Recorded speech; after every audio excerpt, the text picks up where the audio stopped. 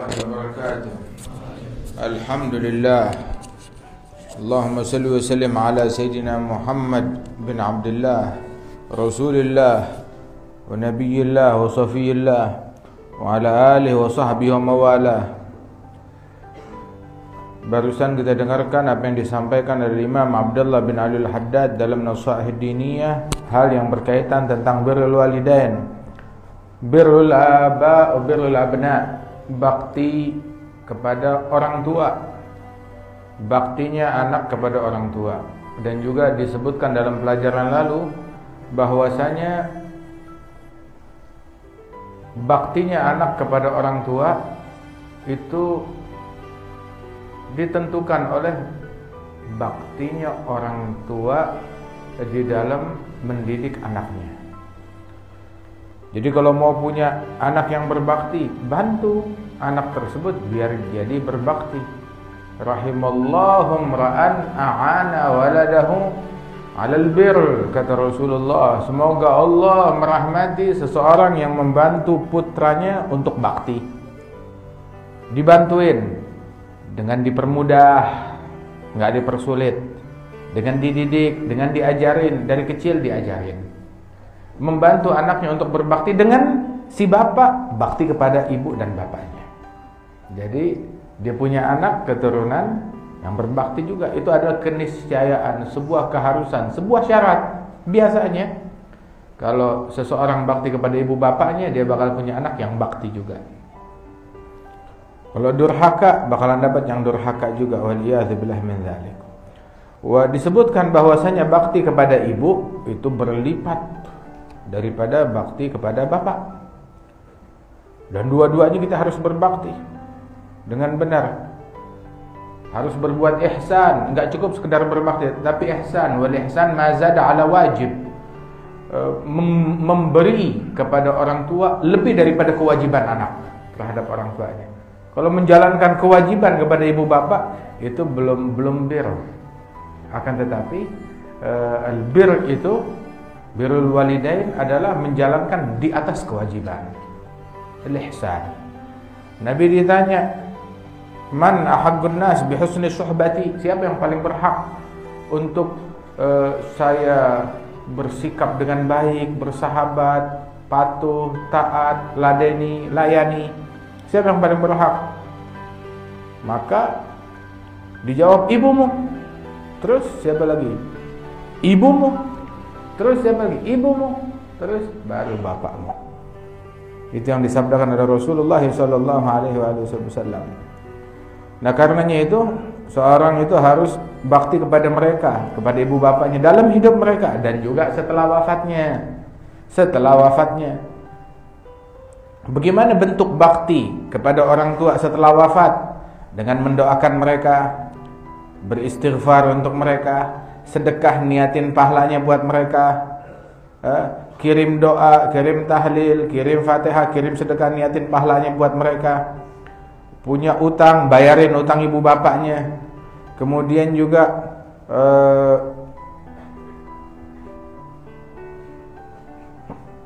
menjalankan apa yang mereka wasiatkan dan menyambung apa yang biasa disambung oleh mereka.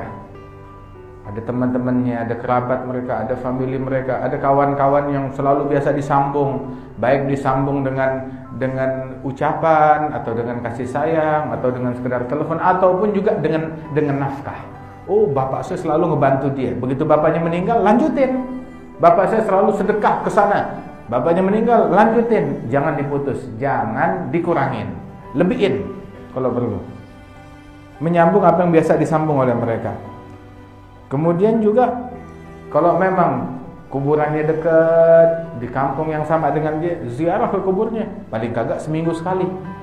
Kalau memang di lingkungan, di kampung yang sama, ziarah ke kuburannya mereka. Ini kagak ada orang di kota yang sama dengan bapaknya waktu itu.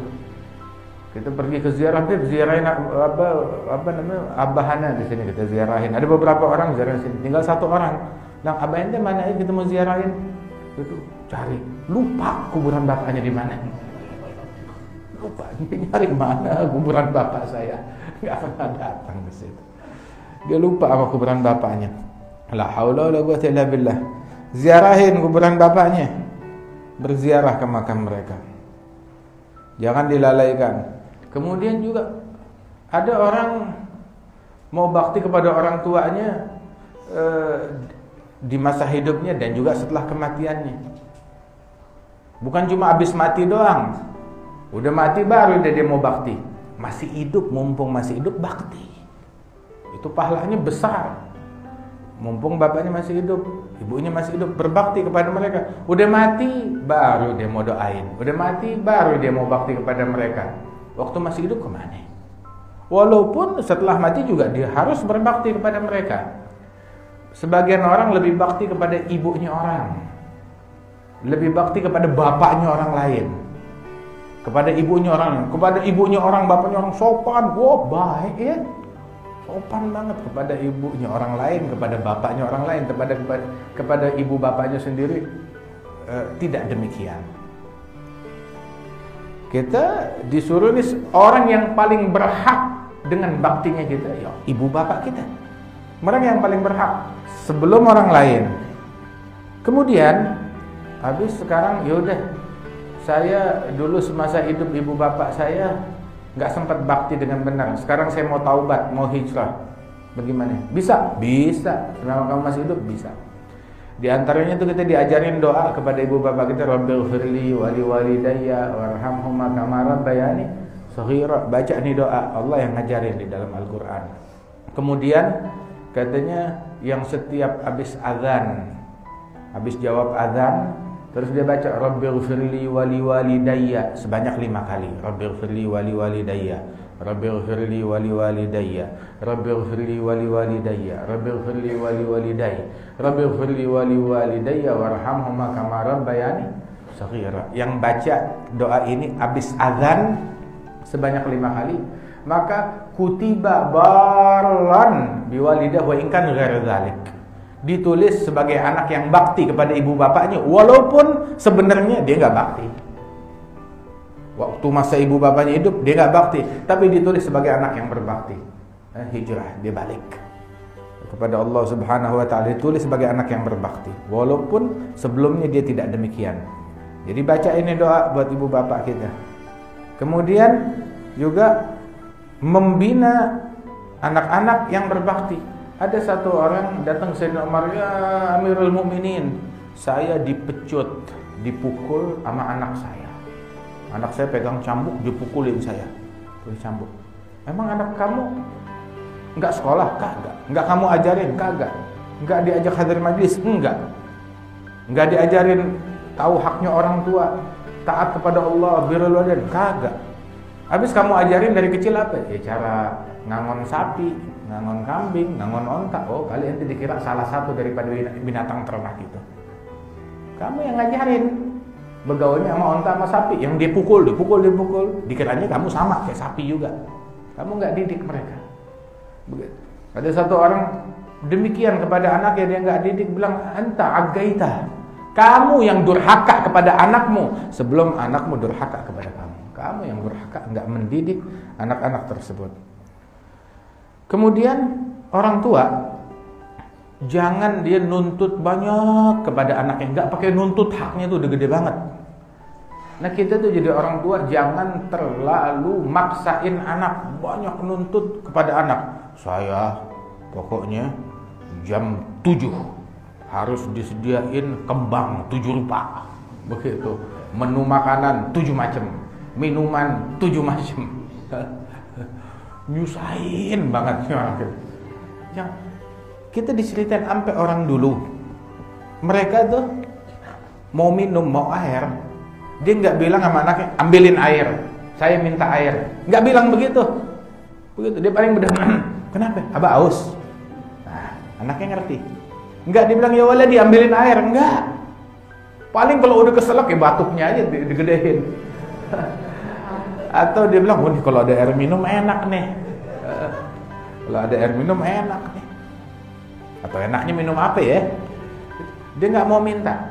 Khawatir anaknya jadi menolak, atau entar dulu Mbak, nanti dulu Mbak. Jadi entar takutnya masuk sebagai anak yang durhaka. Bayangin aja Sayyidina Ali Zainal Abidin kagak mau makan korma atau anggur bersama ibunya. Dibilang kenapa? Bilang saya takut kalau makan bareng sama ibu saya, walaupun ibu saya dia ngambil duluan, tapi ketika saya mengambil setelah ibu saya tuh udah ngelirik, udah ngincer, udah membidik korma, taunya saya ambil dengan tangan saya. Padahal ibu saya lagi makan korma, udah 10 butir, tapi saya ngambil tuh yang udah sesuatu yang udah dilirik oleh ibu saya mau diambil, tahu-tahu saya ambil, saya takut jadi kualat kepada orang tua saya. Al-Imam Abdullah Ba'alwi itu kalau duduk di depan bapaknya ada lalat hinggap di wajahnya, dia nggak berani mengusir lalat di hadapan bapaknya. Tahu nggak kayak tentara tuh yang jaga istana tuh diri tegap, begitu ente lewein juga dia nggak bergeming. Begitu fokus. Nah ini Imam Abdullah Ba'alwi di hadapan khusyuk begitu. Hatta ada lalat hinggap, dia nggak berani mengusir lalat di hadapan bapaknya. Kalau di satu ruangan dengan ayahnya, dia jalannya mundur. Mau keluar ruangan, dia nggak berani ngebelakangin bapaknya, jalannya mundur. Anak sekarang dia jalan depan bapaknya, begitu. Bapaknya kesandung gara-gara dia. Begitu, Bak minggir. Ini dulu jalannya mundur di depan abahnya begitu. Nah ada orang sama orang lain kayak begitu, tapi sama bapaknya nggak begitu. Lebih bakti ke orang daripada kepada ibu bapaknya sendiri. Termasuk tuh jalan di depan orang tua, di depan ibu, jalan di depan mereka, itu min asbabil faqr, bisa bikin miskin. Nah lo kalau takut miskin, nah baru deh tuh. Gitu, bisa bikin miskin nih, bikin rezeki nggak lancar, bikin seret rezeki, beneran.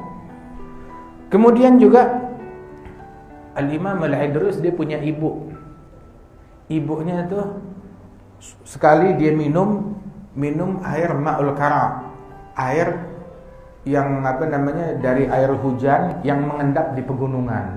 Itu rasanya tuh lebih manis, lebih sedap, lebih segar.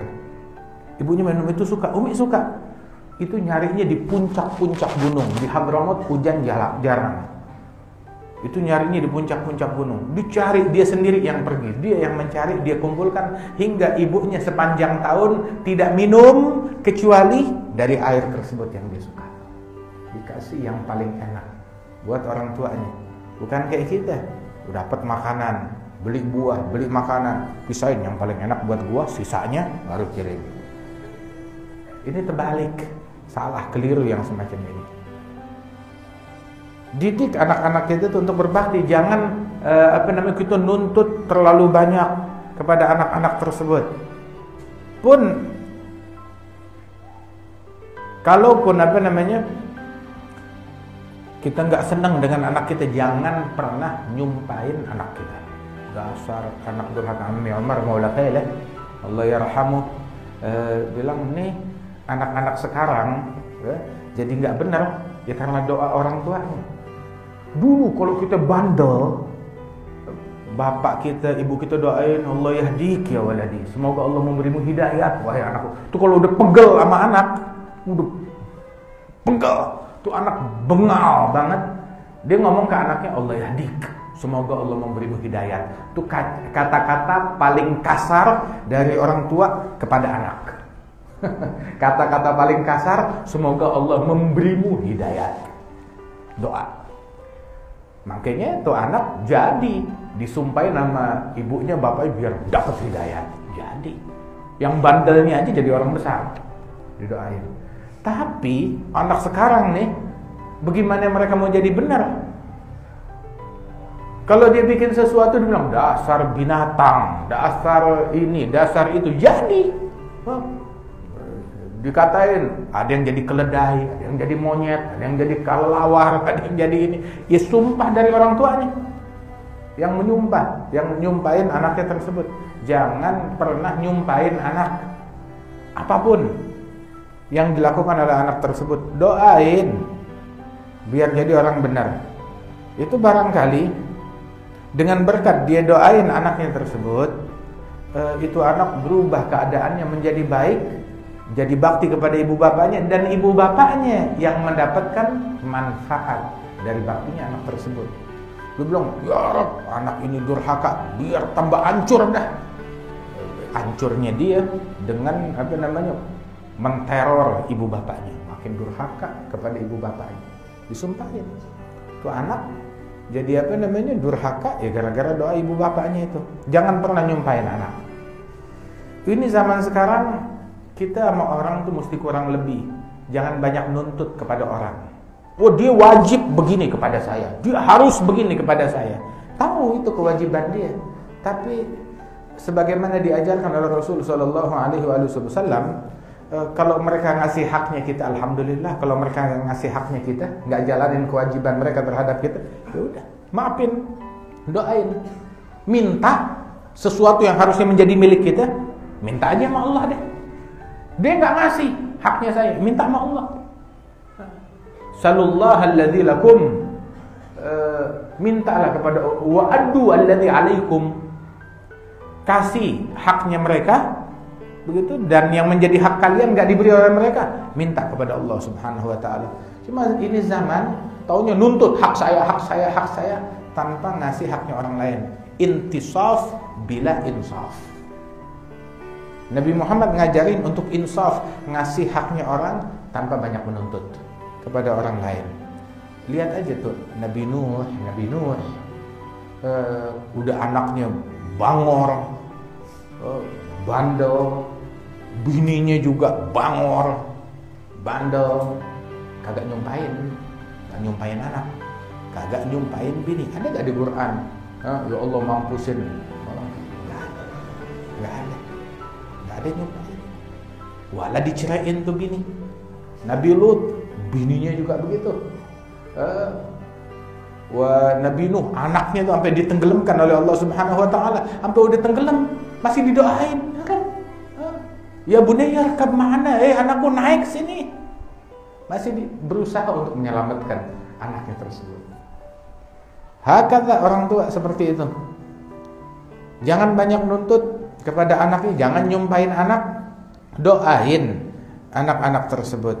Nah, kemudian juga di antara kebaktian adalah kita ikutin jalannya orang tua kita. Ikutin apa yang biasa mereka hadir, kita hadir. Yang biasa mereka lakukan dari kebaikan, lakukan. Kalau keburukan, jangan dilanjutin, jangan diterusin. Kebaikan kita lanjutin. Kemudian juga yang mereka biasa hadir ke sini, ya hadirin. Yang biasa mereka datengin. Yang biasa mereka sedekah. Sebab kalau kita mengikuti kebaikan yang biasa dilakukan oleh orang tua kita, kita dapat 2 pahala. 1, pahala kebaikan itu sendiri. 2, pahala bakti kepada orang tua. Dapat 2 pahala. Silaturahmi pahalanya gede, tapi juga menyambung yang biasa disambung oleh orang tua kita, itu pahalanya pahala silaturahmi dan pahala birrul walidain. Ya, mudah-mudahan Allah taala berikan taufik pada kita sekalian, insyaallah. Orang tua kita yang masih hidup diberikan kesehatan oleh Allah Subhanahu wa taala, yang sudah meninggal diampunkan oleh Allah taala, diangkat derajatnya oleh Allah taala. Ada sebagian aulia wa sholihin tahu wiridnya tiap hari apa? Wiridnya tiap hari baca doa birrul walidain. Ibn Abil Hib itu ada doa birrul walidain, tiap hari dia baca itu. Doa birrul walidain yang disusun oleh Ibn Abil Hib. Tiap hari doanya begitu. Untuk akhirul lail dia baca. Mendoakan orang tuanya setiap hari. Wah, kita mungkin apalagi yang udah meninggal orang tuanya, dia mau mengejar ketertinggalan tersebut, ya doain orang tuanya, niatin sedekah, pahalanya buat mereka. Ya Allah yarham walidina, insyaallah. Allahumma arham walidina, Allahumma arham walidina, Allahumma arham walidina, yaghfir lahum warhamhum warḍu anhum. Wa anna Allah subhanahu wa ta'ala insyaallah yaj'alna wa yakum min abaril abna bil aba, yaj'alhum min aghbatil aba bil aulad, yusmihum min adhiyaban nida yawm at-tanad, la yuballighum min akhbarina ma yasu'hum wa la yuhammilhum min awzarina ma yanuhum wa la yukhzihim bina fi askaril amwat biman nuhdithu min al-mukhziyat wa na'ti min al-munkarat. Allahumma sur arwahum bi'amalina fi multaqal arwah idza surra ahlus salah bi'abna'is salah wa la tuqifhum minna ala mawqifil iftidah bima najtarihu min su'il istirah.